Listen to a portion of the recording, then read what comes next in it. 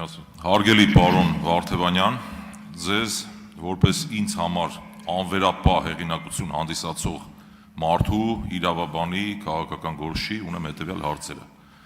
Վերջին 4 օրերի ընթացքում այս դահլիճում մենք ականատեսենք մի տրագիկոմեդիա իրենից ներկայացնող իրավիճակի։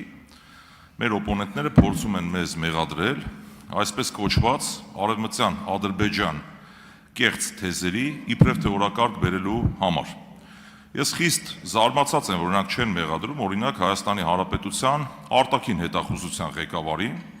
որի կողմից հրապարակված զեկույցում գրված է այդ մասին եւ որի մասին խոսել է նաեւ մեր խմբակցության ղեկավար պարոն Կարապետյանը։ Ես խիստ զարմացած եմ, որ մեր օպոնենտները չեն նկատում, որ ընդամենը 2 ամիս առաջ Նախիջևանում կազմակերպվել է Արևմտյան Ադրբեջան այդ կեղծ վերնագիրը կրող համաժողով, որին մասնակցել են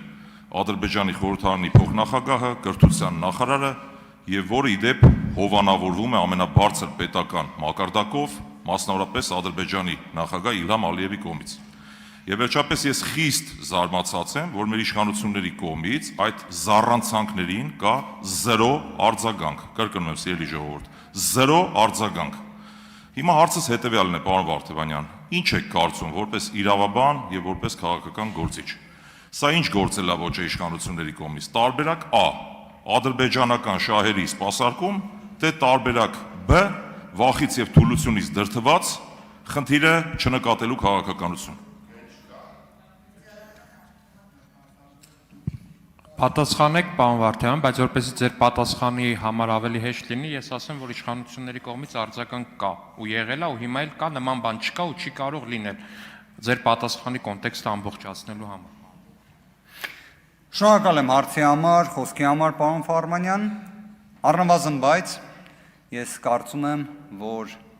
տրագիկոմեդիա եզրույթից ես ձեռնպահ կմնայի, անկեղծ։ Երկրորդ հանգամանքը այն, որ տեսնում ենք, թե ինչ սպառնալիքներ կան մեր հանրապետության առջև, ակնհայտ է։ Դրա մասին խոսել են հենց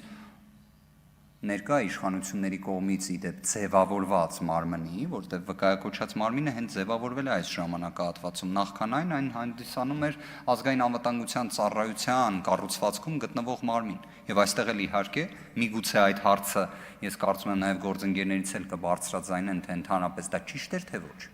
Որովհետև օրինակ իմ կարծիքով, որպես ընդհանրապես իրավապահ մարմինների համակարգի հետ կապված որոշակի հետազոտություն ժամանակին իրականացրած անձ, կարծում եմ, որ այն պետք է շարունակեր մնալ ազգային անվտանգության ծառայության կառուցվածքի ներքո։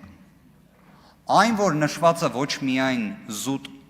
խոսույթ է, այլ սպառնալիք, ակնհայտ է։ Այն, որ դրա վերաբերյալ մենք առնվազն ներկայացրել ենք մի այնպիսի մոտեցում, որը կարող է ռիսկերը նվազեցնել։ Մենք դա անվանել էինք Հակա Սաֆարովյան օրենքի նախագիծ, ելնելով նաև նրանից, որ անունը նախաձեռնության գաղափարի, որը ի դեպ ԱՄՆ մշակույթում է իրավական շատ ընդունված, որ կոնկրետ մի անվանում էլ է հիշատակվում նախաձեռնության հետ,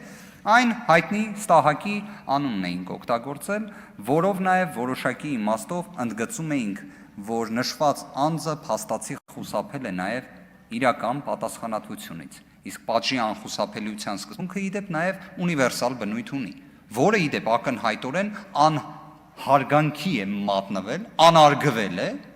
հարևան երկրի կողմից։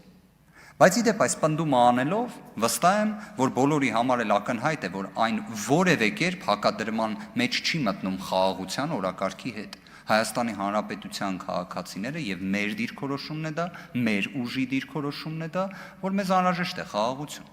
Բայց միաժամանակ նաև կարծում եմ մեր խմբակցության ղեկավարի կողմից ներկայացված ելույթում նշված հարցի շատ կոնկրետ մեխանիզմը ներկայացվեց, շատ կոնկրետ։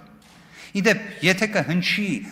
այսպես ասած, հակադարձում, ի սկզբանե ասեմ, որ կանխենք հետագա դրա քննարկումը, Հայաստանի Հանրապետության սահմանադրությունը ֆիզիկական անձանց մասով է սահմանափակում նախատեսում, բայց մենք գիտակցում ենք, չէ, որ նույն օրինակ անշարժ գույքի ավելի լայն իմաստով հատկապես հողերի, հողամասերի հետ կապված իրավաբանական անձինք կարող են նաև գործարքի կողմ հանդիսանալ, իրավաբանական անձանց կազմում կարող են հանդես գալ XY անձինք, այդ թվում թաքնված իրական շահառուի կեցվածքով։ Արձագանք։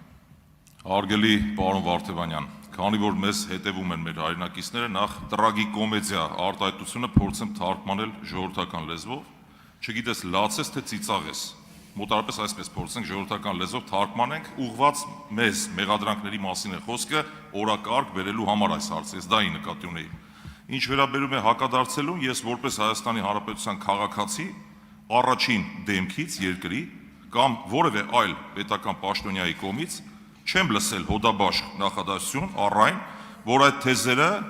չեն կարող գոյություն ունենալ, որովհետև Հայաստանի տարածքում չկա Արևմտյան Ադրբեջան հասկացություն։ Եվ սրան զուգահեռ մեր օպոնենտները մեղադրում են մեզ այս հարց օրակարգ բերելու համար, խոսքը դրա մասին ընդհանրապես։ Եվ ես ձեզ խնդրում եմ, որպես եթե իհարկե ընտրվեք ազգային ժողովի նախագահի տեղակալ, ի պաշտոնե գոնե դուք որպես ժողովրդի կողմից մանդատ ստացած անձ, պարոն Վարդևանյան, այս խնդիրը բարձրացնեք ի պաշտոնե։ Ես առնվազն հետևյալ արձագանք կտայի, պարոն Ֆարմանյան, որ ինքնին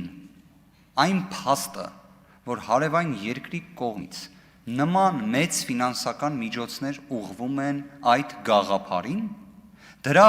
շրջանակներում ներգրավված են լինում բազմաթիվ բարձրաստիճան պաշտոնյաներ,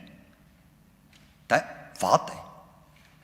Մենք խոսում ենք իրական խաղաղության մասին, չէ՞, ոչ թե կարծեցյալ, ոչ թե թղթի վրա, իրական խաղաղության, չէ՞։ Իդեպ իրական խաղաղության համար պետք է երկու կողմերի կամքի բացահայտում լինի։ Մեր քրեական իրավունքում գոյություն ունի հասկացություն սուբյեկտիվ կողմ, որը անձի, այսպես ասած, դիտավորության կողմն է փորձում բացահայտել։ Հիմա ուզում ենք հասկանալ սուբյեկտիվ կողմը, եթե փորձում ենք հասկանալ այդ երկրի, ինչի համար են դա անում։ Ինչի համար։ Արդյոք նշված հարցը պետք է մշտապես սուր, հերքողական, ժխտողական դիրքորոշման արժանանա միանշանակ։